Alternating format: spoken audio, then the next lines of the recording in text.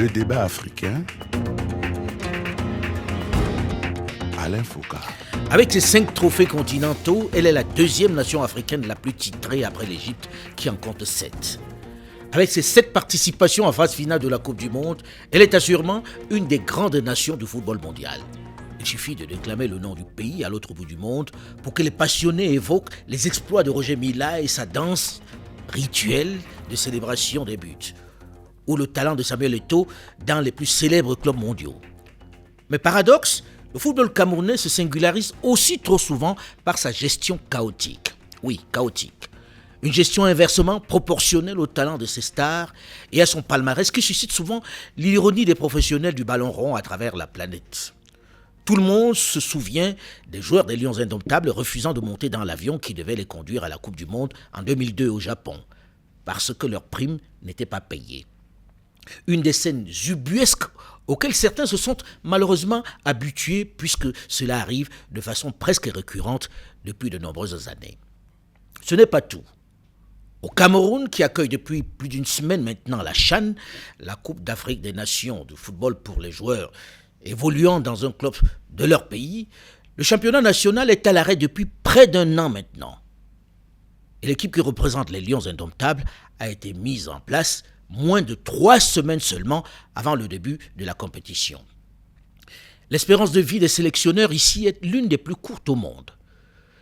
Depuis l'emprisonnement du président de la fédération camerounaise, Iya Mohamed, en 2013, le pays des légendaires gardiens de but Thomas Nkono et Joseph-Antoine Bell compte déjà 3 comités de normalisation de sa fédération, avec un conflit latent entre la fédération et la ligue professionnelle. Il y a quelques jours, à 24 heures du coup d'envoi de la CHAN, on apprenait la décision du TAS, le tribunal arbitral du sport, d'annuler l'élection de l'actuel exécutif de la Fédération camerounaise de football. Cette liste des incongruités n'est pas exhaustive, non. Si le Cameroun a refait son retard sur le plan des infrastructures et est, après plusieurs glissements de dates, presque prêt pour accueillir la CAN en janvier et février 2021, comment faire pour en finir avec ce désordre dans la gestion de son football ? Qui est responsable de ce chaos ? Et comment réorganiser pour remettre le football camerounais sur les rails ? Bonjour à tous et bienvenue dans le débat africain qui est ce dimanche à Yaoundé, la capitale camerounaise, à l'occasion de la CHAN, avec plusieurs invités sur ce plateau pour parler du football national. D'abord, M. Jules Frédéric Nyonga, ancien entraîneur des Lions Indomptables du Cameroun. Bonjour Jules Frédéric Nyonga. Bonjour. Merci d'être là. Seront invités de ce plateau une des grandes voix du football, africain en général et camerounais en particulier. Cette voix qui symbolise le ballon rond, la grande épopée pour notre génération qui n'avait pas la chance d'avoir la télévision. Tout se passait donc par la voix, la radio, qui nous faisait revivre l'événement. Il fait partie des professionnels qui m'ont inspiré, qui m'ont donné envie d'exercer le métier de journaliste. Abel Mbengue a été également un membre important de la CAF, la Confédération africaine de football. Bonjour Abel Mbengue. Bonjour, M. Alain Foucault. Merci d'être là. C'est un plaisir de vous avoir. J'aimerais dire bonjour Alain. Notre troisième invité dans cette première partie du débat africain est Parfait Siki, le directeur de la communication de la FECAFOOT, la Fédération camerounaise de football. Bonjour Parfait Siki. Bonjour. Quatrième invité de ce plateau de Yaoundé en marge de la CHAN, M. Komé Max, le président du Dragon de Yaoundé, un des plus anciens clubs de la capitale. Bonjour, M. Komé Max. Bonjour, M. Alain. Le Dragon de Yaoundé a survécu. A survécu. Et continue. Merci beaucoup. Et continue de survivre. J'ai le privilège de co-présenter cette émission aujourd'hui avec Polycarpe Essomba, le correspondant de RFI au Cameroun. Bonjour Polycarpe. Bonjour Alain, bonjour à tous. Merci d'être là. Lorsque l'on connaît le palmarès à la fois des Lions Indomptables et certains clubs locaux tels que le Canon de Yaoundé qui compte 4 trophées continentaux, l'Union de Douala, plusieurs coupes continentales et autres tonnerres ou Coton Sport, on se demande comment on peut arriver à ce niveau si la gestion derrière, le back-office est aussi mauvais depuis si longtemps. Jules, vous êtes dans cet environnement depuis longtemps, Jules Nyonga. Vous avez dirigé ce club. De quoi souffre la sélection camerounaise ou en tout cas le football camerounais ? Si nous partons de 90 où quand même l'équipe nationale avait atteint son apogée en termes de performance. Nous faisons quart de finale de la Coupe du Monde. À partir de ce moment-là, un certain nombre de ces joueurs-là ont arrêté de jouer et n'ont pas pu être remplacés parce que derrière, il n'y avait pas une base de formation pour pouvoir remplacer ces jeunes-là. tout simplement que le niveau du championnat camerounais à cette époque-là était d'un très bon niveau. Absolument. Et on jouait un championnat à 16 clubs. Aujourd'hui, nous jouons un championnat dit professionnel à 36 clubs. 36. 36 clubs. Donc, 18 Elite 1, 18 Elite 2. Il va de soi que si nous avons 100 bons joueurs à répartir dans 36 clubs professionnels, chaque équipe a combien de joueurs? Se retrouve avec 2-3 joueurs maximum. Par contre, si nous avons un championnat professionnel de 12 à 14 clubs, ces 100 joueurs se retrouvent dans ces 12-14 clubs avec la moyenne de 7 à 8 joueurs par équipe. Et du coup, le niveau du championnat, il va grimper. Aujourd'hui, c'est impossible. Parce que le niveau du championnat est tellement bas. Donc on va noter le championnat qui est de mauvaise qualité, qui est de moins bonne qualité, on va dire, Voilà, qui depuis un an. Voilà, donc... Oui, c'est l'occasion de demander au président de club qui est avec nous sur le plateau, Monsieur Max, président de l'historique club du Dragon de Yaoundé, si on peut légitimement considérer que l'âge d'or du football camerounais, c'est 90, avec cette performance saluée de par le monde, première équipe africaine à atteindre les quarts de finale. On peut quand même regarder en arrière et considérer qu'avant 90, beaucoup de clubs camerounais rayonnaient sur le continent. Vous qui êtes, j'allais dire, l'un des acteurs qui nourrissait ce football au travers de l'un de ces clubs mythiques, qu'est-ce qui peut justifier justement qu'on en soit aujourd'hui à ce que nous décrions la faiblesse de notre championnat local? Je dois dire qu'en tant que manager, nous héritons de la période post-Coupe du Monde. À ce moment, notre football, dans son organisation, dans son management, commence déjà à avoir des problèmes. On a vécu la chose, hein. Sauf que... C'était un accident en 90? Non, pourquoi le dire? Est-ce que 1990 était un accident? Je ne peux pas dire que c'était un accident parce qu'il y avait un suivi au niveau des joueurs formés et appelés à défendre les couleurs nationales depuis les catégories inférieures jusqu'en sélection. Je vois un peu, je prends en titre d'illustration la montée des frères Karabiyik. Ils commencent en junior. On les voit venir et ils sont pris en main pour intégrer l'équipe nationale A. On sent une progression qui, de nos jours, hein, après, ça n'a pas suivi. Qu'est-ce qui grippe la machine aujourd'hui? Parce qu'on ne voit plus de victoires en club ici à l'international. Aujourd'hui, c'est trusté par les équipes du nord du continent. Il faut dire que sur le plan infrastructurel, on n'a pas progressé. On n'a pas du tout progressé. On a gardé des infrastructures vraiment de très bas niveau. À l'époque, il y avait déjà des infrastructures. Le stade Omnisport de Douala existait. En 1972, le stade de Yaoundé existait. Sauf que, comme dit le président, sauf que la formation des joueurs, elle ne se fait pas sur ces stades qu'on vient de construire ou sur le stade Omnisport ou à quoi. Tout à fait. C'est dans des infrastructures de proximité. Dans les écoles, il y avait des stades. Aller à Yaoundé aujourd'hui m'a montré un établissement scolaire qui a un stade de football. Tout à fait. Et puis il y avait les Jeux au sucre qui réunissaient il y avait les Jeux au sucre, les scolaires et les universitaires. Il y avait le tournoi de l'unité qui réunissait toutes les sélections provinciales ou régionales dans une compétition pendant un mois et les sélectionneurs nationaux étaient là pour trier. Aujourd'hui, tout ça a disparu. Il n'y a plus d'espace d'entraînement. Dans le football de la rue, il n'existe plus.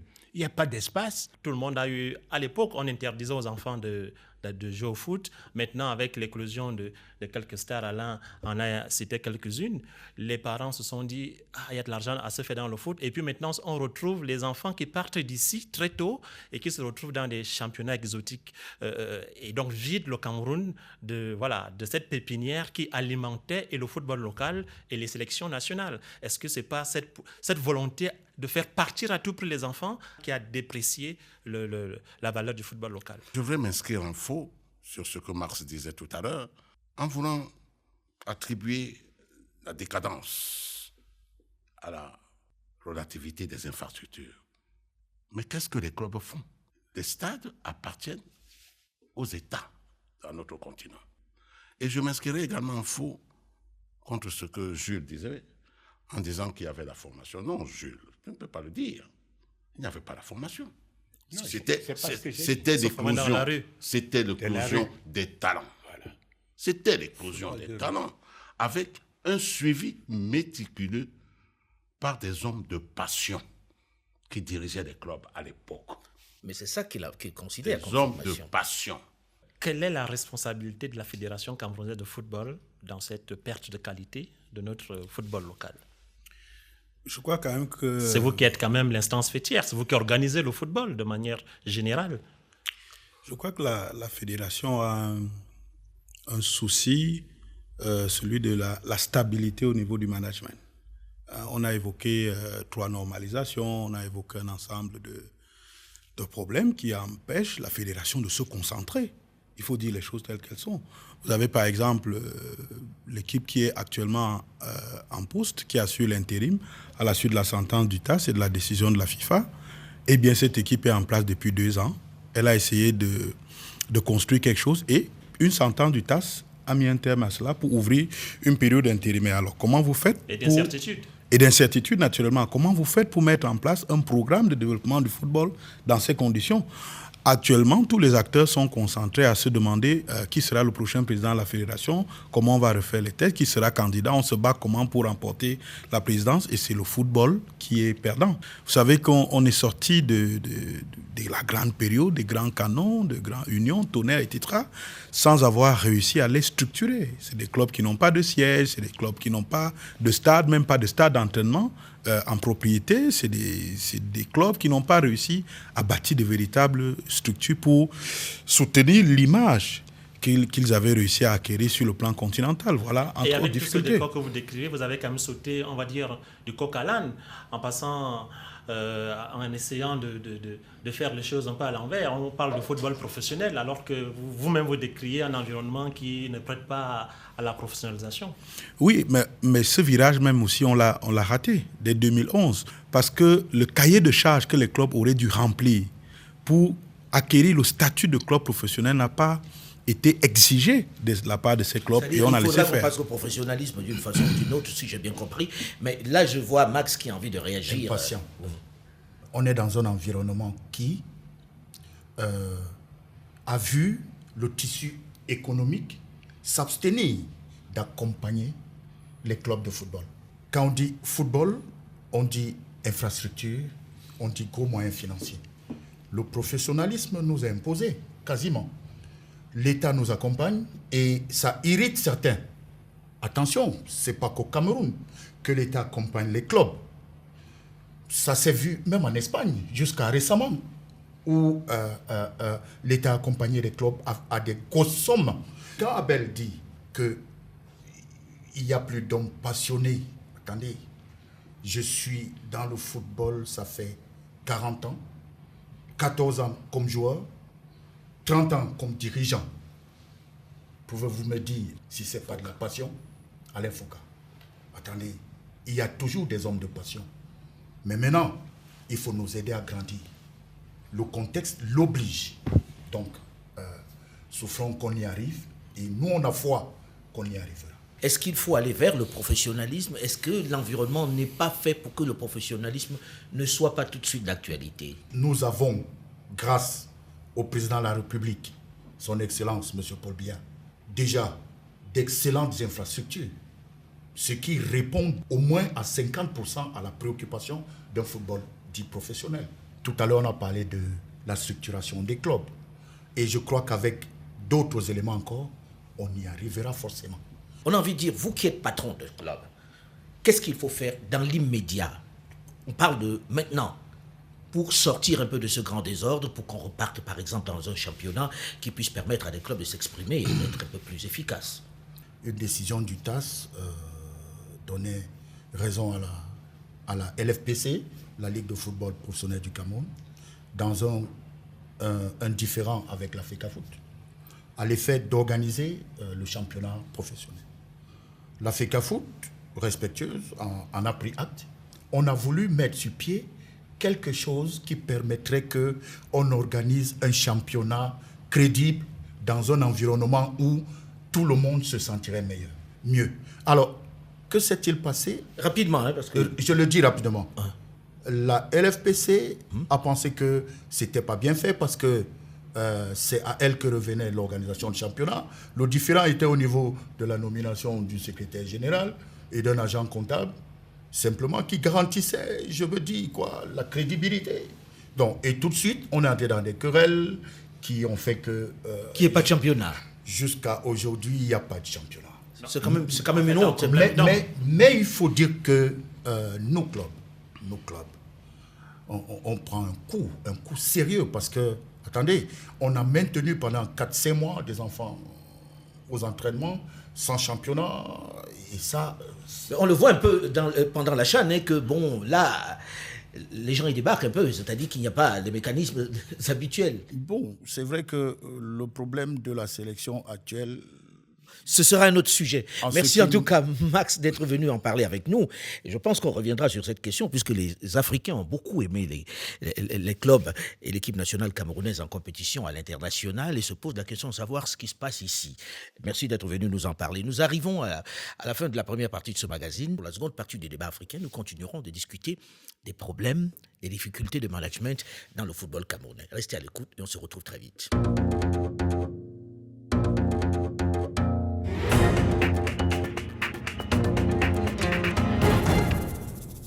Comment font-ils pour remporter autant de titres en étant aussi désorganisés? Qu'est-ce qui explique ce décalage entre l'immense talent de ces joueurs et la gestion chaotique du football camerounais? Comment le réorganiser pour que ces clubs gagnent à nouveau des titres et que de nouveaux talents éclosent? Pour que d'autres Roger Mila, Samuel Eto'o, Thomas Nkono, Alexandre Son apparaissent pour que les Lions redeviennent vraiment indomptable. Bonjour et bienvenue à tous ceux qui nous rejoignent seulement maintenant dans la seconde partie de ce magazine qui est ce dimanche à Yaoundé, la capitale camerounaise, avec plusieurs invités sur ce plateau. D'abord, M. Jules-Frédéric Nyonga, plusieurs fois sélectionneur de l'équipe nationale de football du Cameroun. Second invité de ce plateau, une des grandes voix du football africain en général et camerounais en particulier. Un confrère qui nous a inspirés. Abel Mbengue, qui a été également un membre important de la CAF, la Confédération africaine de football. Notre troisième invité est Parfait Siki, le directeur de la communication de la FECAFOOT, la Fédération camerounaise de football.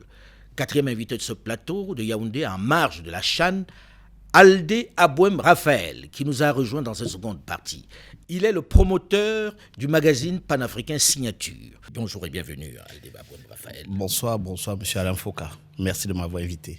Ce débat africain est co-présenté aujourd'hui avec Polycarpe Essomba, le correspondant de RFI au Cameroun. Grand amoureux du ballon rond, grand supporter des Canons de Yaoundé, n'est-ce pas? Évidemment. Nous avons terminé cette partie en écoutant tout à l'heure Max de Dragon de Yaoundé, le patron de Dragon de Yaoundé, évoquer le sujet latent ici, le sujet qui divise tout le monde ici. La tension entre la Fédération camerounaise de football et la Ligue de football professionnel du Cameroun. Tension qui fait que finalement il n'y a pas de championnat depuis presque un an aujourd'hui. Comment expliquer ça, Julien? Comment on se retrouve là? On a beaucoup plus joué au football dans les bureaux, dans les ministères, la primature et tout, qu'on ne l'a fait sur les stades. Et la conséquence aujourd'hui, c'est évidemment le fait que nos équipes ne sont pas préparées, nos équipes sont mal en point et tout. Qu'est-ce qui explique ça? C'est des questions de personnes, c'est des questions de quoi exactement? Je pense que c'est des questions de personnes, certainement, à mon avis. J'avais cru à un moment donné que la fédération a constaté que la Ligue ne tournait pas rond, a voulu retirer l'agrément à la Ligue pour réorganiser ce football avant de remettre les choses en route après. Malheureusement, ça a été mal compris. Mais je dis quelque part que ces querelles auraient pu à un moment donné être évitées aussi. Semengue avait... C'est le président de la Ligue camerounaise. Le président de la Ligue, il avait 6 mois devant lui pour la fin d'un mandat, on aurait pu attendre. Puisqu'il a tenu la limite d'âge, c'est ça? Voilà, ces 6 mois passent et puis après on lui dit, oh, terminé, on reprend ça à la fédération, c'est terminé, il n'y a pas de querelle. Mais ça s'est fait dans une ambiance de... Voilà. Donc, résultat... on arrive là où on est aujourd'hui. Voilà, c'est ce que je peux en dire. Vous écoutez le reproche que l'on fait à la fédération, M. Tiki. Est-ce qu'aujourd'hui, vous n'avez pas le sentiment que cette guerre de personnes a finalement fait beaucoup de mal au football camerounais qui se retrouve avec près d'un an sans championnat? La fédération est la première à souffrir de cette image. Parce que quand on dit qu'il n'y a pas un championnat au Cameroun, c'est une honte. Oui, c'est une honte. Et la première personne vers laquelle on se retourne, c'est la fédération. On se pose la question, mais n'y a-t-il pas une fédération dans ce pays? Donc, la FECAFOOT n'est pas heureuse que le championnat ne se soit pas joué. Je partage le constat qui a été fait par l'entraîneur Jules-Frédéric Nyonga. Il y a quelque chose qui n'a pas tourné rond avec le virage qu'on a essayé de prendre pour le professionnalisme dès 2011. Parce que tout ce que vous avez cité de glorieux pour le football camerounais, vous constaterez que cela vraiment s'est déroulé avant 2011. Je ne dis pas qu'il y a une sorte de plafond de verre en 2011, mais je dis que notre professionnalisme a tourné court. On n'a pas réussi à l'articuler comme il se devait.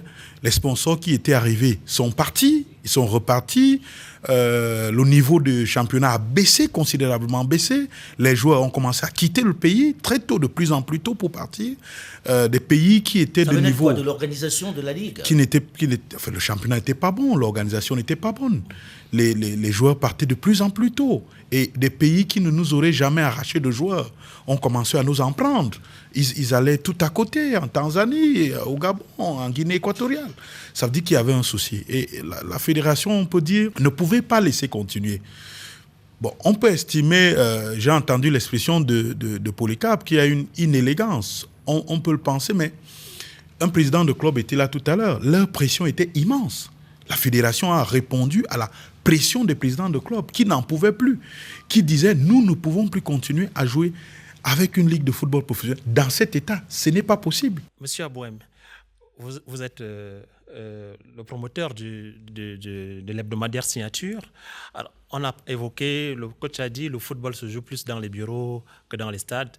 Et un autre acteur s'est invité, c'est finalement le tribunal arbitral des sports, le TAS, le fameux TAS qui a son siège à Lausanne en Suisse et qui, Alain l'a indiqué d'entrée de jeu, vient de rendre une décision qui invalide l'actuel exécutif à la FECAFOOT. Est-ce que vous pensez que la FIFA, avec son instance judiciaire qui est dans l'OTAS, joue franchement franc jeu dans ces guerres qui a conduit au Cameroun lorsque, voilà, même cette décision du TAS est diversement interprétée, lorsque on dit le bureau, l'actuel exécutif est invalidé, mais on lui confie quand même le mandat de gérer les affaires courantes. Donc c'est diversement apprécié et les acteurs du foot ne sont pas toujours d'accord. Comment vous appréciez le rôle du TAS dans l'organisation, dans le flou qui persiste dans le football camerounais? Le problème du TAS, pour moi, ne devrait pas être. Le TAS ne devrait même pas exister dans cette équation qui est la gestion du développement du football camerounais s'il n'y avait pas eu les erreurs de casting. Les erreurs de casting ont été faites au niveau des présidents de clubs. Au niveau de la fédération, il y a eu des erreurs de casting d'une certaine manière. Mais je voudrais quand même dire qu'il y a eu une époque où le football marchait très bien dans ce pays. Et je voudrais vraiment qu'on en parle parce que si on part de ce passé qui était glorieux, on peut comprendre comment on doit restructurer notre football. Pourquoi est-ce qu'à une certaine époque, on avait des clubs qui ont supplombé le football continental? C'est parce que, premièrement, le président de la République de l'époque et son gouvernement étaient impliqués au quotidien dans la gestion du football. Je prends un exemple simple. Vous avez des clubs comme le Canon. Il y avait même déjà une forme de professionnalisme qui ne disait pas son nom. On reproche que vous faites à l'actuel président de ne pas être suffisamment impliqué. Non, c'est pas ce que je dis. Il était membre de l'ancien gouvernement parce que je crois qu'à l'époque, il était Premier ministre. Donc, je dis bien qu'il était impliqué. Le président de la République et son gouvernement étaient impliqués. Je prends un exemple. Tout le monde savait que le président Aïdjo était supporter de Canon. Tout le monde le savait parce qu'il le montrait et il venait même au stade.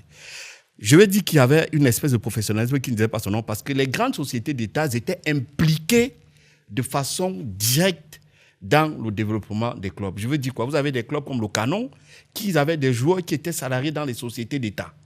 C'était une forme de professionnalisme. Et la crise économique qui est arrivée les années 80-90 est venue mettre un frein parce qu'il y a beaucoup de ces grandes sociétés qui ont été privatisées, d'autres qui ont fait faillite. Et c'est là où la machine a grippé. Il a donc fallu que des gens qui avaient un peu de vision à la tête de la fédération prennent conscience de ce tournant qui est en train de s'amorcer pour prendre les bonnes décisions au niveau de la façon dont ils devaient gérer le football dans l'avenir. Et ça, ça n'a pas été fait. Et c'est là où j'ai dit qu'il y a eu un problème de casting parce qu'à la tête, à cette période capitale, il y avait des gens qui n'avaient pas une vraie vision. Vous avez beaucoup de mercenaires qui sont arrivés dans le football en tant que président de club parce qu'en réalité, la formation n'était plus pour eux un objectif parce qu'ils étaient là pour se faire de l'argent. Or, le football, dans la formation, c'est la patience. Le coach Junior Galère, il sait de quoi je parle, il ne va pas me démentir. Pour former un joueur et qu'il arrive à maturité, vous ne pouvez pas le faire jouer 2 saisons et vous pensez qu'il est prêt pour être professionnel. Ce n'est pas possible. Et pour ça, il faut des gens passionnés à la tête des clubs. Et quand on dit des gens passionnés, c'est des gens qui sont patients, qui sont prêts à mettre de l'argent, qui sont prêts à se faire accompagner, attendre le bon moment pour faire partir leurs joueurs. Et pour ça, il fallait que l'État continue à avoir un regard sur qui gère. Alors pour les vous, clubs. il faut une grosse implication de l'État dans la gestion du football. Mais là, je pense qu'il faut qu'on redescende un peu sur terre pour ceux qui nous regardent ou nous écoutent. Les gens se disent, OK, ils ont joué beaucoup au football dans les bureaux, comme le disait le coach Nyonga tout à l'heure. Mais comment on en finit avec ça? Il faut qu'on soit orienté solution, absolument. Parce que personne n'a plus envie de voir des joueurs qui arrivent dans des aéroports et disent on ne veut pas partir parce qu'on ne nous a pas payé nos émoluments. Personne n'a envie d'entendre encore dire qu'on va arrêter un entraîneur ou arrêter un président de la fédération pour le mettre en prison. Orientons nos solutions. Je vais me tourner dans un premier temps vers Abel Mengue qui est ici. Au-delà de tout ce qui s'est passé, c'est quoi la solution aujourd'hui pour sortir de ce brouillard dans lequel le football camerounais est entré depuis un bon moment déjà? Comment on en finit avec ce management hasardeux? Dans la première partie, j'ai parlé des hommes de passion. Mais on semble oublier des hommes de devoir. C'est très important, les hommes de devoir. Dans la passion, il faut ajouter le devoir. C'est-à-dire, on se sacrifie. Moi, je suis d'une génération où des présidents de clubs ouvraient leur maison pour faire la couchette avant un match de football. Je suis de cette génération. Faut-il retourner à ça? Peut-être que c'est il une ne génération faut à pas dépasser. insulter ma génération. Je m'excuse. Ceux qui bagarrent aujourd'hui dans le football, au sein du football camerounais, il n'y a pas eu de changement de personne. Faites votre statistique. L'équipe actuelle, l'équipe dirigeante actuelle, elle est là depuis 10 ans. Elle est là depuis 10 ans. À des postes divers. On a voulu lancer le marketing sportif avec Iya Mohamed, le pauvre. Qu'est-ce qu'il a fait pour en être là? Qui a voulu créer une fédération adossée sur un marketing rationnel, avec des hommes qu'on a pensé être des hommes de devoir. Je vous ai dit que je ne citerai pas le nom, et pourtant dans la préparation, ça nous frustre un peu, Abel. Dans la préparation de cette émission, je m'étais engagé de le faire, mais je ne le ferai pas. Faites-le, lâchez-vous. Donc, il y avait des hommes de devoir. Le marketing a échoué. Le marketing à la fédération a échoué. Le marketing, ce que Iya Mohamed a laissé n'existe plus. Vous Il faut diriez dire les que c'est choses. le dernier grand président qu'on a eu à la fédération? Je n'ai pas de deux. Il y en aura peut-être un autre. Mais pour l'instant, pour vous, Mais c'était le plus inspiré. qui se retrouve C'était le aujourd'hui en mieux prison. inspiré. Je le dis, c'était le mieux inspiré. Donc, pour nous résumer, parce que le temps tourne malheureusement Bien sûr, vite. je suis court. Hein, quand moi, je... Donc, pour dire, il faut des hommes de passion. Jules Nyonga. Et de devoir. Et de Moi, devoir. ce que je voulais dire, le relèvement de notre football passe par un ensemble de réformes. Des réformes structurelles. Et j'avais ajouté tout à l'heure peut-être des réformes infrastructurelles. Parlant des réformes infrastructurelles, je souhaite qu'en plus de tous ces stades qui ont été construits, qu'il y ait des stades construits à proximité des joueurs. Les stades Que de proximité dans les départements, quartiers. Il y ait des stades pour que les joueurs puissent s'entraîner, que les entraîneurs puissent travailler. Maintenant, les réformes structurelles s'appliquent dans une sorte de re-engineering de la fédération. C'est-à-dire qu'il faut qu'il y ait une sorte de réforme à l'intérieur de la fédération, n'est-ce pas, pour que les choses puissent marcher. Quand je parle de fédération, je parle de direction technique nationale, parce que la main armée du football camerounais, c'est quand même la direction technique nationale. Or, une direction technique nationale ne se résume pas à 5 têtes. Une direction technique nationale, c'est 100 et quelques techniciens de haut rang. Il manque de techniciens. Qui au niveau des régions, est représenté, au niveau des départements est représenté, parce que pas de conseillers techniques régionaux, de conseillers techniques départementaux, ainsi de suite. Or, notre direction technique nationale, elle vit à Yaoundé. Elle s'occupe de ce football au niveau des autres régions. Il faut la décentraliser aussi. De quelle façon? Donc, comment voulez-vous donc avoir de la qualité dans la formation, dans l'encadrement, si tout s'arrête à Yaoundé. Pour la réforme de ce football, il faut changer la formule de championnat. Il faut qu'il y ait un championnat d'élite composé de 12 à 14 clubs, qu'il y ait un championnat national qu'on peut jouer par zone. On aurait 5 zones de championnat au niveau national, avec des play-offs à la fin pour faire monter les autres. Et on aura un autre niveau de deuxième division qui sera uniquement à jouer au niveau des départements. C'est tout ce qu'il y a à faire. Existait déjà avant, non? Voilà, c'est tout ce qu'il y a à faire aujourd'hui. Juste en un mot, Abel Mengue, pour qu'on passe la parole aux gens de la fédération. Moi, je crois qu'on va ressasser des mots, on va ressasser des formules. L'essentiel pour le football camerounais aujourd'hui, c'est d'abord la foi. C'est d'abord la crédibilité des hommes. Jetez un regard sur le profil de ceux qui dirigent ce football camerounais à tous les niveaux. Puisque vous voulez que je crache. Allons-y. Jetez un regard sur le profil. Quelqu'un disait tout à l'heure que je crois que c'est le directeur de publication qui a parlé de mercenaires. On n'est pas loin de là. Il faut donc un sursaut. Et le sursaut ne vient pas de ce que je disais tout à l'heure, en parlant de planification. Je vois Max qui n'en peut plus derrière, puisqu'il a quitté le plateau tout à l'heure. Alors, venez Max, venez passer par là, comme ça vous allez nous dire, parce que je vois que vous êtes très en colère lorsque vous entendez ça, rapidement. Je crois, non, c'est pas moi qui l'ai dit, c'est le directeur de publication, et je partage cette vérité. Si Marx, lui, est un homme de devoir, il peut me citer, à côté de lui, des hommes de devoir. Allez-y, Max. Je voudrais le dire simplement et en deux mots concis. Pour dire que, attendez, nous nous ruinons pour former la jeunesse camerounaise. Et qu'on nous appelle des délinquants, c'est diamétralement opposé. Non, on n'a pas parlé de délinquants, Marx. Il a parlé de mercenaires. Mercenaires, quand même, non? Mercenaires, comment? Est-ce que nous, je sais pas, nous braquons des gens pour... On ne gagne pas. Attendez, on gagne de l'argent dans quoi? Dans des transferts, dans quoi? Et puis, vous avez trouvé le mot. Je voudrais dire mon mot aussi. Qu'est-ce qui va aider le football camerounais à évoluer? Une volonté politique.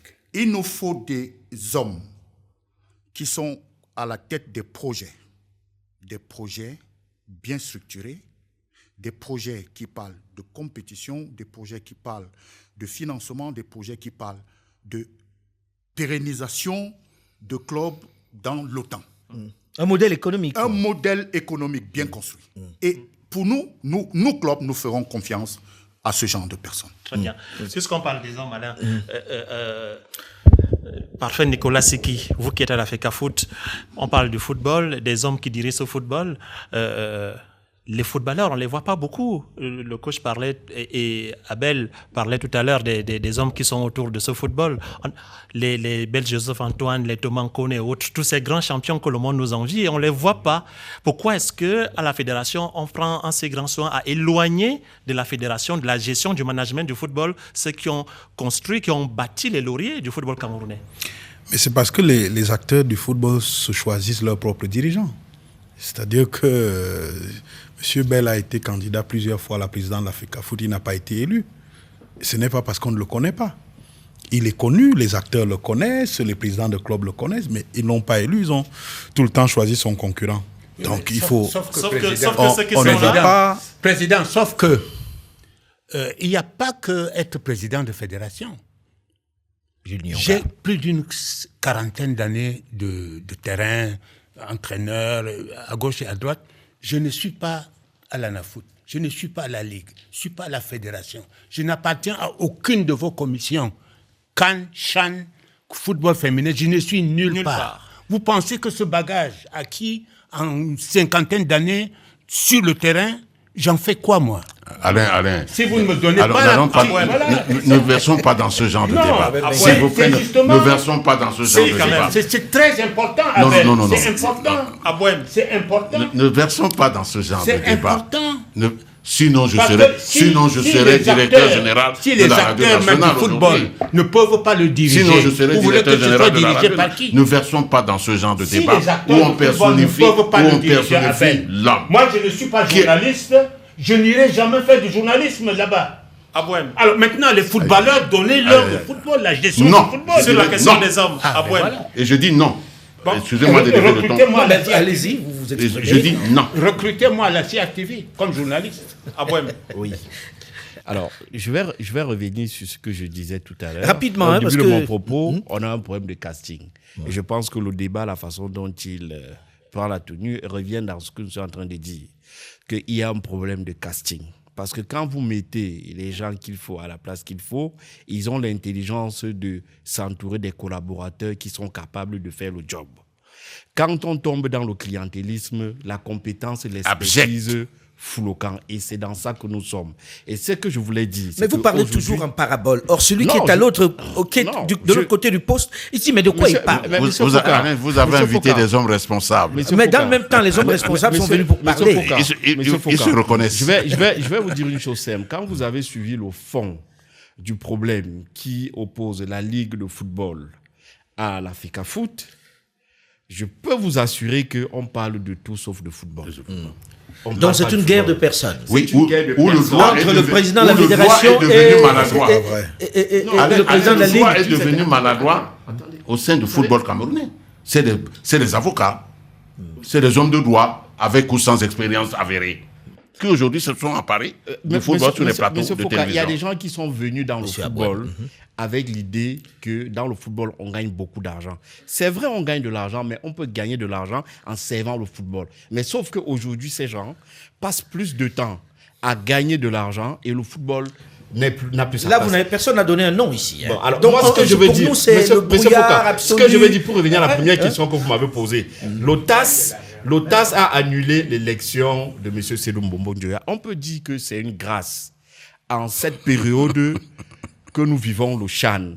Ça arrive au mauvais moment. Même le président de la FIFA s'est offusqué et dit « Je ne comprends pas le Cameroun. C'est un pays particulier parce que vous avez tout pour être un grand pays, mais vous faites tout pour foutre tout en l'air. » Mais justement, c'est de ça qu'on parle et on cherche des solutions. Aujourd'hui, je pense que la chance que nous avons, aujourd'hui, on repart à zéro. Ne parlons plus de la Fédé et du mandat de M. Sédou Mbombo Njoya. Il reste en place, parce que... Il est là pour organiser. C'est qu'il y a une incongruité. Et je ne sais pas en quoi c'est une grâce que... Parce que les raisons évoquées... Laissez-moi finir, M. Siki, s'il vous plaît. Je ne comprends pas pourquoi c'est une grâce que son élection soit annulée. Non, vous allez comprendre, je vais chuter. Parce que tous ceux qui l'ont combattu, qui voulaient absolument, qui ont mis tant d'énergie, de désordre, pour que cette élection soit annulée. Ils ont eu ce qu'ils voulaient. Mais aujourd'hui, qu'est-ce qu'ils nous proposent? C'est de ça qu'il s'agit. Aujourd'hui, nous avons la chance extraordinaire de demander aux gens, vous voulez diriger le football camerounais aujourd'hui à travers les moyens que l'État a mis, et on remercie le président de la République pour ça, avec des infrastructures. C'est drôle parce que quand on parle au Cameroun, il ne se passe pas 10 secondes sans qu'on dise « Oh, remercie le président de la République pour ça ». C'est aussi son boulot, je vais dire. Mais oui, mais il impulse. C'est lui qui impulse. Mais monsieur Foucault, M. Chirac est intervenu dans le débat de l'équipe de France lorsqu'elle a gagné la Coupe du Monde. On ne dit pas qu'il ne faille pas intervenir. Non, mais c'est la récurrence. Pourquoi le président de la République du Cameroun avons beaucoup voyagé. Revenons au débat. Nous savons qu'on a été raillés partout dans le monde parce qu'on n'avait pas d'infrastructures. Aujourd'hui, le monde entier est émerveillé de voir que ce pays dont on a tant moqué était capable de faire des choses aussi extraordinaires. Est devenu l'exemple. Mais l'exemple pour les infrastructures peut-être, mais pas pour l'organisation. Voilà. On ne peut pas dire que ce soit l'exemple ici. Soyons sérieux. Au sein de la structure, il y a un début, pour la structure organique, Alain Foucault. Mais ce n'est pas pour l'organisation générale. Mais M. Foucault, ce que je veux dire, c'est qu'il y a un début à tout. Nous avons eu un déficit avez votre point de vue. Le déficit a été comblé aujourd'hui. Nous mettons donc le monde du football dos au mur en leur disant aujourd'hui, vous avez l'infrastructure, donnez-nous une organisation, une structuration, un championnat qui est digne des infrastructures et de l'investissement que l'État a fait. Et c'est là où nous attendons, en tant que nous, observateurs, nous attendons donc les différents candidats et les projets qu'ils vont présenter. C'est entendu. C'est de ça qu'il s'agit. On va laisser M. Siki. Mais ce que Abouem dit est tellement beau, mais il oublie quelque chose. C'est l'apport des acteurs. En fait, le problème de la FECAFOOT du football, c'est que c'est comme un espace politique. Les clubs sont comme les partis politiques et puis la FECAFOOT, c'est comme la présidence. Donc, quand vous y êtes, vous avez l'impression que tous ceux qui sont à l'extérieur veulent entrer. Et pendant les 4 ans où vous êtes président de la FECAFOOT, vous devez affronter vos adversaires de façon permanente comme dans une arène politique. Ça se passe. Pas normal. Ce n'est pas normal et je vous assure que c'est ça qui freine le développement du football. Regardez le nombre de procès, Abel Mbenga parlait tout à l'heure, le nombre de procès qu'une fédération doit affronter chaque année, mais c'est incroyable. Et Le c'est président dû à la de moralité l'Africafoot a fait une estimation. Depuis à peu près 5 ans, c'est 1 milliard de francs de frais de justice que la Fédération camerounaise de football a mis sur là. 1 milliard de francs qu'on a dépensé en frais d'avocat et de procédure. Oui, la fédération, parfois, au même moment, a 4 affaires pendantes au TAS. Si vous êtes mal élu. Alors, il faudra se poser la question, quand vous regardez l'élection à la fédération, quel président sera bien élu? Parce qu'il y a un phénomène dans l'élection du président de la fédération. C'est que si à un moment du processus, on n'a pas envoyé une invitation à la bonne adresse, si elle n'est pas arrivée à 10h05, on annule l'ensemble du processus. Il faut faire très attention quand on analyse. Ce qui est dans le texte de la TAS, puisqu'en réalité, il s'agit de convocation et de l'Assemblée générale où il y a eu, on va dire, quelques retards. Il y a eu des retards, il y a eu des manquements, il y a eu des dysfonctionnements, mais ma foi, rien de grave. Il y a eu la corruption, parfait.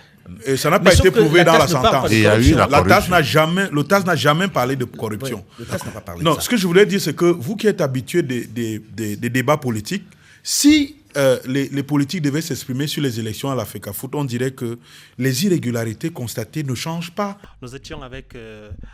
Abouem qui évoquait la question des hommes, finalement, qui divisent tant.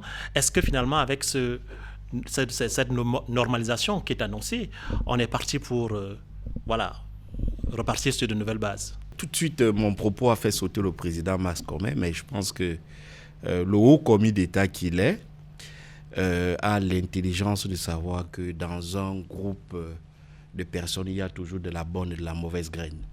Et je pense qu'aujourd'hui, le problème qui mine le football camerounais, c'est que la capacité de nuisance de la mauvaise graine qui est présente dans cette organisation est trop forte et a même handicapé notre équipe nationale pour ce CHAN, parce que on regarde les matchs, on se rend compte que les joueurs qui ont été retenus par le coach Tourumpilé, footballistiquement parlant, ne sont pas mauvais, mais ils ont un gros déficit technique et puis un manque de cohésion dû à la non-préparation quasiment qu'on a tous constaté. Et tout ça, c'est parce qu'il y a des hommes qui font passer leurs intérêts personnels au détriment de l'intérêt général. On a passé l'émission à entendre des hommes comme si ces hommes-là étaient dans un nuage, on ne les connaît pas. Et je croyais qu'on était un peu plus courageux pour dire tels sont les problèmes réels, telles sont les personnes réelles qui causent souci au football camerounais. Pour qu'on puisse les extirper. Je vais vous prendre un exemple simple. Le problème qui annule l'élection du président aujourd'hui, ce problème, pouvions-nous le régler en tant que gentleman, en tant que personne qui se respecte? Parce que moi, je dis toujours, à défaut de s'aimer, on peut se respecter, on peut être bienveillants les uns envers les autres. Mais aujourd'hui, quand vous écoutez les acteurs du football, ils sont arrivés à un point où, quand vous êtes amis, je vous prends un exemple simple, quand vous êtes amis à Samuel Eto'o, Jérémy Nditap ne vous salue pas. Pourtant, ces gens-là étaient des frères. Et vice-versa. Je vais vous dire, par exemple, que moi, j'ai entrepris la démarche de faire asseoir Jérémy et Samuel. J'ai demandé aux gens de voir Samuel. Samuel était d'accord. Jérémy ne nous a jamais donné son accord pour rencontrer Samuel Eto'o. Parce qu'il faut dire qu'aujourd'hui, comme vous voulez qu'on parle de ça de façon ouverte, mais puisqu'on est là pour le football camerounais, le problème du football camerounais, ce n'est pas la génération des Roger Mila. La génération des Roger Mila est là pour accompagner. La génération qui pose problème aujourd'hui, c'est la génération 98-2000. Je vais vous dire pourquoi. Ces gars ont beaucoup d'argent et ils ont décidé pour certains de mettre leur argent pour nuire. Et je disais... C'est grave ce que vous dites. Ce que je dis, je le soutiens. Vous ne pouvez pas expliquer que des gens qui ont dormi, pour certains, dans les mêmes chambres, quand ils étaient coéquipiers en équipe nationale pendant 10 ans, qui ont fait des affaires ensemble, qui sont les parents des enfants des uns des autres, aujourd'hui arrivent à un point où ils ne peuvent même plus se parler, même pour l'intérêt général, au point où, comme ils ont beaucoup d'argent et qu'ils ont des gens qui nourrissent, ce sont les gens qui nourrissent, qui écument les plateaux télé, les tribunaux, pour paralyser les actions des autres. C'est à ça qu'on est arrivé aujourd'hui. On ne parle plus du football. Ceux qui nuisent au football camerounais, si je résume, c'est des professionnels qui ont beaucoup d'argent, qui ne sont plus sur les stades, qui utilisent leur pouvoir et leur argent pour empêcher que... Et même leur réseau politique. Et c'est là où moi, je vais attirer l'attention de nos hommes politiques, je vais dire les membres du gouvernement. Et moi, si j'ai un conseil à les donner en tant qu'observateur, parce que j'ai quand même le privilège de côtoyer beaucoup de ces gens, moi, je dis, au lieu de les prendre individuellement pour discuter avec eux, il faut qu'on prenne toute la bande dont Rigobert Song était capitaine, qu'on les mette dans une salle, qu'on leur dise, aujourd'hui, vous réglez vos problèmes. Si vous ne réglez pas vos problèmes, vous ne sortez pas d'ici. Parce que en réalité, c'est vous qui cristallisez le football camerounais aujourd'hui. C'est la réalité. Tout le monde le dit, tout le monde le sait, mais personne n'ose le dire à haute voix. Par contre... Mais j'ai envie de dire ce type de vérité. C'est-à-dire, vous avez montré du doigt ceux qui sont responsables, la Rigobert Song qui comprend Samuel Eto'o, qui comprend Jérémy Djitab, qui comprend, j'en oublie beaucoup. Oui, le Bill Chateau. Alexandre Son aussi, etc. Que ceux-là s'assaillent pour dire... s'entendre. Il y a une fracture, la Coupe du Monde du Brésil, je pense, si ma mémoire est bonne. Et la fracture est tellement grande que cette génération était tellement forte qu'ils ont beaucoup d'amis, que ce soit dans les clubs, que ce soit dans les ligues, que ce soit à la Fédé. Sauf que ils n'ont pas l'intelligence de se dire, laissons nos problèmes personnels de côté, travaillons ensemble pour l'intérêt du football. Est-ce que chacun veut être chef de cette fédération, c'est ça? Moi, je ne suis même pas contre que l'un d'eux soit chef. C'est pour ça que je disais tout à l'heure... Est-ce que c'est une bagarre de chefs? Mais leur problème, c'est quoi alors? Jules Nyonga, pour vous qui les avez encadrés pour la plupart, qui les connaissez tous, quel est leur problème finalement? Mais moi, je n'ai pas le sentiment qu'il y ait une relation entre leur mésentente et le fait et l'élection du président de la Fédération camerounaise de football. Ce n'est pas parce que je ne m'entends pas avec lui que ça a une influence sur l'élection du président de la Fédération. Quel est le rapport? Que Ndjitap et Son et Tel ne parlent pas entre eux, quel est le rapport avec une élection à la Fédération? Moi, je vais vous prendre un exemple. Okay. Alors, moi, l'argent sans doute. Ouais. Monsieur Foucault, je vais prendre un exemple. Pardon. Attendez, que le coach avant. C'est peut-être l'argent, n'est-ce pas? Mais en ce moment-là, tout le monde est capable de mettre de l'argent. Monsieur Foucault, je vais me répéter, parce que c'est le vrai problème. Vous avez voulu qu'on se parle honnêtement. La vérité, c'est ça. Cette génération... Un exemple, par exemple, la dernière élection de Seydou. Qu'est-ce qui s'est passé? Parce que là, on comprendra... Il s'est passé voilà. Que M. Eto'o s'est mêlé dans des querelles qui ne sont pas à son niveau. Il s'est passé que M. Eto'o a influencé avec M. Api le processus électoral. Pas des élections. Je dis bien le processus électoral. Il s'est passé qu'aujourd'hui, il y a un ministre des Sports au Cameroun, comme il y en a partout en Afrique, qui mérite quand même un brin de courtoisie et de pudeur. M. Zidane ne peut pas aller rendre visite à l'équipe de France sans qu'il passe par la hiérarchie de cette équipe. Il s'est passé Marrakech, il s'est passé beaucoup de choses. Il faut qu'on revienne un peu à la lucidité et ce que j'appellerais à la pudeur morale. Oui, je voudrais ne pas partir de ce que nous sommes en train de dire pour me projeter et dire que mais je partirai quand même de ce qu'Abel a dit. Merci. Pour le prendre en contre-pied et lui dire que voilà, nous respectons le ministre des Sports au Cameroun. Nous sommes club. Et ça fait 2 ans que nous tendons la main à son Excellence, Monsieur le ministre des Sports, nos clubs professionnels. Il ne nous a jamais reçus. Pourquoi? Il y a donc autant de choses qui irritent. Attendez, c'est nous qui sommes la vitrine du football. Mais si on ne peut pas en parler avec le ministre des Sports, lui dire quels sont nos problèmes, comment nous projetons l'avenir de notre football, quelles sont les choses qui peuvent améliorer attendez, vous voulez qu'on s'adresse en ce moment Mars, à dans qui? votre profil. Et moi, je voudrais continuer. Il va finir, on va revenir à Ben. Pour dire ceci. Parmi les noms cités de professionnels, moi, je n'ai pas peur de le dire. Il y a quelqu'un comme Eto'o qui a une véritable préoccupation de l'avenir du football du Cameroun. Je le dis.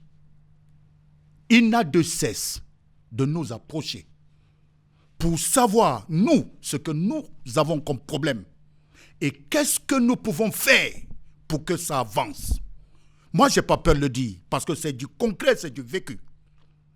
Alors, on a besoin de gens qui s'occupent d'un projet structuré en termes de format de compétition, en termes de préparation des équipes sur le plan infrastructurel, sur le plan mobilisation de l'énergie et des finances. Nous avons besoin des gens qui peuvent diriger une fédération dans la transparence totale, avec une transparence de gestion. Nous avons besoin des gens qui peuvent nous faire venir des investisseurs étrangers qui peuvent animer ce... Vous imaginez que nous, au Cameroun, on joue un championnat qui n'est pas couvert par Canal+, et que nous envions les Ivoiriens. J'ai rien contre eux. Mais quand même, je pense que dans la hiérarchie continentale, quand on parle du football camerounais, attendez, on passe quand même tout au moins parmi les 3 premiers. Je n'ai pas peur de le dire. Alors, attendez un peu, le mal de notre football est plus profond. Et dans un avenir immédiat, permettez que nous ayons des gens comme Samuel Eto'o capables de nous mettre dans une dynamique de projets structurants nous permettant de développer notre football. Je vais rebondir sur ce que vous dites et puis on va passer la parole après à M. Siki. En 2 mots, vous êtes quand même d'accord qu'il va falloir les mettre tous ensemble, ceux qui ont ce souci-là, dans une pièce pour qu'ils puissent s'entendre. Oui. Attendez, M. Foka, je milite pour un climat apaisé. Cela va de soi. Je suis pas seulement président de club, j'ai travaillé comme inspecteur principal des impôts. J'ai terminé le tableau au niveau des avancements. Pendant 30 ans, j'ai effectué les missions, même les plus impossibles, au bénéfice de l'État de Cameroun. Je suis un enfant de ce pays. Donc, moi, je milite pour un apaisement. Mais qui va faire l'apaisement? Mais il y a l'État qui est là, il y a les autorités qui peuvent... Sauf qu'on a l'impression que l'État ne s'en préoccupe pas, puisqu'on parle du ministre qui ne parle pas au président des clubs. L'État s'en préoccupe. L'affaire a été portée au niveau de la primature, et je dirais même mieux, au niveau de la présidence. Enfin, Nicolas, c'est qui? Oui, moi je voulais dire que depuis quand même un certain temps, Samuel Eto'o est devenu le bouc émissaire facile des problèmes du football camerounais. Dès qu'il y a un souci, on le voit derrière. Pourtant, je crois qu'il s'est exprimé, je ne sais d'ailleurs pas si c'était au micro de RFI, concernant cette élection. Il avait bien dit que tous les candidats sont allés le voir. Le projet de Seydou Momo Djoa l'a séduit et il a apporté son soutien au projet de Seydou Momo Djoa. Il a dit... Et je ne comprends pas pourquoi nous faisons une fixation. Max Comé a absolument raison. Les problèmes sont là, le mal est plus profond. Il est nécessaire, peut-être même indispensable aujourd'hui, de faire asseoir tous ces acteurs autour de la même table pour que l'on discute, qui ont pour eu que l'on une belle échange. carrière, qui connaissent le football et qui aiment leur pays, oui, puisqu'ils ont continué pour de ça, jouer il pour faut leur que pays. l'on arrête. Donc de chercher de faux boucs émissaires en pensant que puisque tel s'appelle Eto'o et qu'il veut dire qu'il est le plus important. Non, moi je pense que le moment est venu avec cette période intérimaire qui s'ouvre. La FIFA a demandé une révision des textes. La FIFA a demandé que de nouvelles élections soient organisées. C'est l'occasion pour tous les acteurs de participer d'abord, pour que les textes qui vont être apprêtés soient inattaquables et pour que le processus électoral qui va être engagé soit ouvert, fair play, équitable. Donc tous les acteurs doivent se mettre, y compris les pouvoirs publics, y compris la tutelle qui est le ministère des Sports, qui a naturellement un droit, j'aime dire un devoir, pour reprendre l'expression de Abel Megan, un devoir de regard de tout ce qui est en train de se passer. Mais comment on fait ça si le ministre des Sports ne parle pas aux dirigeants des clubs? Alors, s'il vous plaît, je représente ici le gouvernement. Je suis porte-parole du COCAN. Ce que Mars est en train de dire est tout faux. un ministre n'est pas là pour recevoir les clubs. Nulle part ailleurs, un ministre ne reçoit les clubs. Il y a une fédération qui porte les doléances des clubs au gouvernement. Mais où sommes-nous? Dans quelle république nous vivons? Où n'importe qui va sortir pour dire « je vais rencontrer le ministre ». Mais un peu de respect. Mais les présidents de club, ce n'est pas n'importe qui, Abel. Mais maintenant, pour parler des divisions, vous estimez que M. Eto'o, puisque je ne veux pas parler de lui, parce qu'on ne me permet pas de parler de M. Eto'o en termes désobligeants. Mais vous voulez l'unité? Nulle part il n'a été pour cette unité. Je prends l'exemple du dernier match au stade de Yaoundé, où toutes les icônes africaines ont été appelées, ivoiriennes, sénégalaises, où toutes les icônes ont été appelées pour célébrer. Et tu as refusé? Et tu as refusé. Appelé par qui? Mais ce n'est pas appelé par la CAF. C'était sous l'égide de la CAF. Ce n'était même pas sous l'égide du COCAN, ce qui s'est passé au stade. Vous estimez que... Et il a refusé parce qu'il ne peut pas blairer les autres, c'est ça? Vous estimez que... S'il vous plaît. Vous estimez qu'en Mondovision, je dis bien en Mondovision, ce monsieur refuse de saluer là pendant le tirage de ce chant. J'ai été choqué, heurté de constater que même le roi des NES n'est plus à l'honneur. Vous estimez que ce monsieur, toujours lui, peut recevoir le président de club. Vous voyez, nous sommes en plein champ. C'est nous, les propriétaires de l'actif circulant, c'est-à-dire les joueurs. Non. Les joueurs appartiennent à la fédération. Ils ont signé des contrats. Oui, mais la licence est fédération. Ah, ils ont signé des contrats avec les clubs. C'est nous qui les payons. On utilise donc nos joueurs. Quel mot? Payer. Ils utilisent nos joueurs et nous ne sommes en rien intéressés dans l'organisation du CHAN. Nous, présidents du club.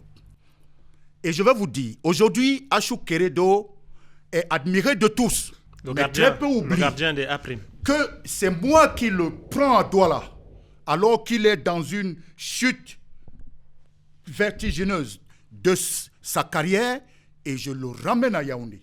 Il garde mes buts, je joue les demi-finales de la Coupe du Cameroun. Et vous le placez. Et je suis presque parmi les 5 meilleurs clubs. Je suis à un doigt d'être champion du Cameroun. Il s'en va jouer en Guinée-Conakry. Vous le placez. Attendez, il s'en va jouer en Guinée-Conakry. Je n'encaisse même pas un radis. Attendez, je n'encaisse même pas un radis. Et la fédération n'a pas un contentieux? Moi, il n'y en a pas. À qui la faute? Non, je le fais revenir, moi, de la Guinée-Conakry pour le Cameroun. Il pourra venir témoigner. C'est moi qui fais venir Achou Keredo pour qu'il vienne à nouveau garder mes buts en préparation du CHAN. Je suis approché par Pascal Aboundé depuis WD de Bamenda et je lui dis, comme tu joues la compétition africaine, tu es mon frère, je te donne Achou, il va t'aider. Alain Foucault, ça c'est la vérité. Aujourd'hui, Achou Keredo fait la fierté nationale. Et comme Max, qui a mis Achou Keredo à ce niveau, il n'est même pas dans l'organisation du CHAN. Vous imaginez? Vous ne serez pas posez le même problème que posait le coach que je l'absence des acteurs. Vous voyez, on ne viendra pas organiser votre CAN et comme vous voulez. Allez faire dans les messes de minutes. Allez faire dans les messes de minutes pour qu'on perde. Essayons de rester radieux, s'il vous plaît. Essayons de rester ordonnés. Max. Oui. Je n'ai pas peur de ça. Merci Max. Merci. Il a raison d'être en colère. Mais on est méprisé. On est méprisé. Max, on a entendu.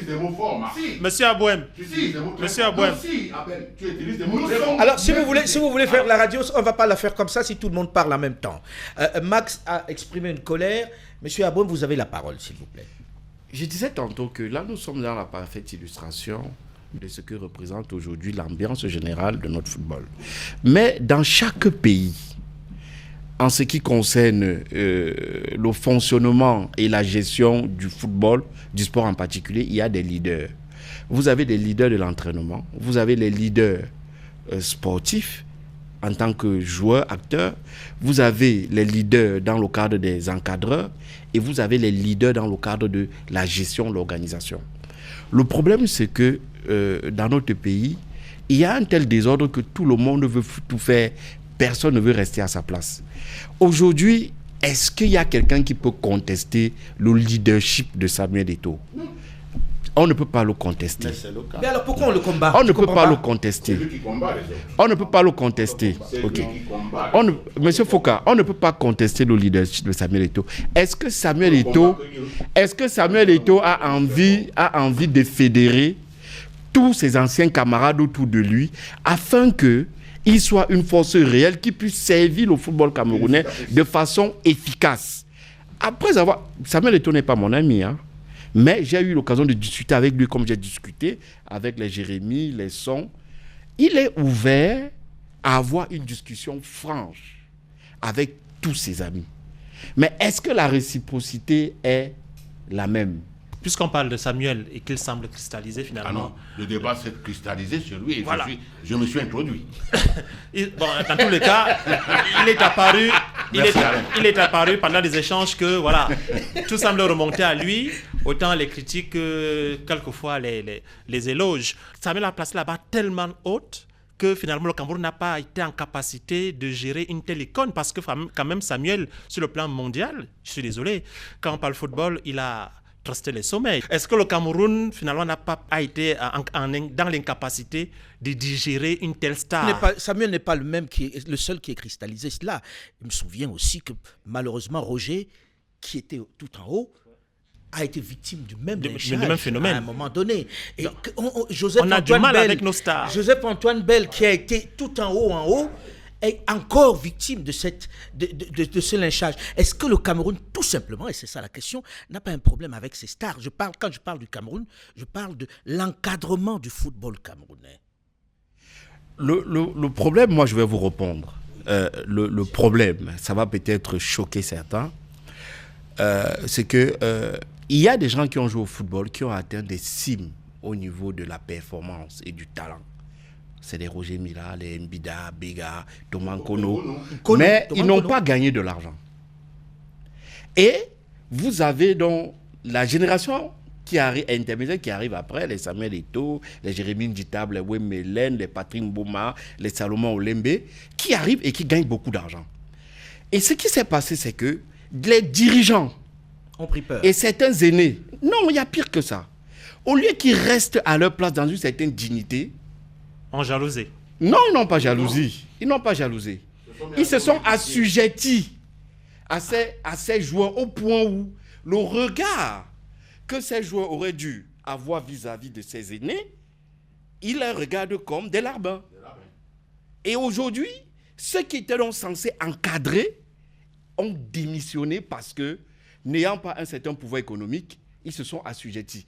C'est pour ça que moi, j'interpelle le chef de l'État en disant aujourd'hui, on peut toujours, le coach Nyonga, moi je comprends, il est un peu loin aujourd'hui de ces jeunes. Mais nous sommes avec eux. Les problèmes personnels que cette génération a eu, ces gens qui étaient des frères, parce qu'il faut dire que quand vous écoutez leurs histoires, quand vous parlez avec Jérémy, vous dites non, Samuel c'est mon frère. Quand vous discutez avec Samuel va vous dire Jérémy c'est mon frère. Moins quand même. Non, moi j'ai parlé encore avec lui hier. Il dit Jérémy c'est mon frère. Vous voyez, mais il faut... Abel. Il faut quelqu'un... Monsieur Foucault. Parce qu'il le dit encore. Monsieur Foucault, Monsieur Foucault, je vais vous le dire à un point où vous allez être surpris. Moi, je vais vous dire... Je vais vous dire à quel point vous allez être surpris. Vous savez, parfois, il faut juste une petite étincelle pour que le feu s'embrase ou alors quelqu'un qui vient avec une bouteille d'eau éteint le feu. Vous vous souvenez à l'époque où la crise entre M. Tombi et Mayebi cristallisait les médias, l'environnement. Oui, qui étaient deux grands du football. Vous savez qui a réglé ce conflit? On ne l'a jamais dit, personne ne le sait, mais c'est moi qui ai réglé ce conflit. On règle tout ça parce que entre Roger, voilà, réglez dans le problème actuel. Et je vais vous dire ce que j'ai fait. Donc, Monsieur Foucault, je vais vous dire ce que j'ai fait. J'ai pris mon avion, je suis arrivé à Paris. De Paris, je suis arrivé à Douala. J'ai pris une suite au Sawa. J'ai fait venir M. Tombi avec Emmanuel Bankolo qui l'accompagnait. J'ai pris M. Mayebi qui ne savait pas pourquoi je le faisais venir dans ma suite. Quand ils sont entrés, on a fermé la porte avec M. Pierre Lebon. J'ai dit aujourd'hui. Reproduisez dans ce schéma. Vous ne réglez pas vos différends. On le produit régulièrement parce que ça, c'est votre expérience à vous. J'ai eu mon expérience avec Roger et Samuel Eto'o, il y a quelques années, on est même venu à la télévision, ça a marché. Mais seulement derrière, il va falloir qu'on peut-être qu'on fasse une place à ces grands noms du football camerounais au sein des instances pour que nous ne soyons plus dans ce type d'aventure. On pourrait prolonger ce débat pendant très très longtemps, mais en réalité... C'est impératif pour la suivi de notre football. Voilà. En un mot, parce qu'on arrive Permettez que je dise ça ne se fait un que tout petit maintenant. mot. Au football, chacun qui y arrive va occuper le sommet, même quand il n'est pas suffisamment outillé pour cela. Il faudrait que, quand on arrive au football, qu'on vienne en se disant que voilà la place que je mérite, voilà la place où je peux Une être star du terrain n'est pas automatiquement le plus rentable. dirigeante. Alors que les gens viennent au football et qu'ils acceptent qu'on les utilise au niveau où ils peuvent rendre service au football. Voilà. On va terminer là-dessus. Merci en tout cas d'avoir accepté de prolonger ce débat qui est passionnant, où enfin on a dit les choses qu'on avait envie d'entendre. Hein. Le débat africain s'est terminé pour aujourd'hui. Merci pour les caps. Merci Alain. Et puis on te retrouve à l'antenne. Dans un instant, une nouvelle édition du journal sur Radio France Internationale. Delphine Michaud, Olivier Raoul et Alain Foucault. Nous vous donnons quant à nous rendez-vous la semaine prochaine, même heure, même fréquence. La réalisation de ce magazine était assurée par Sébastien Faye. À très vite.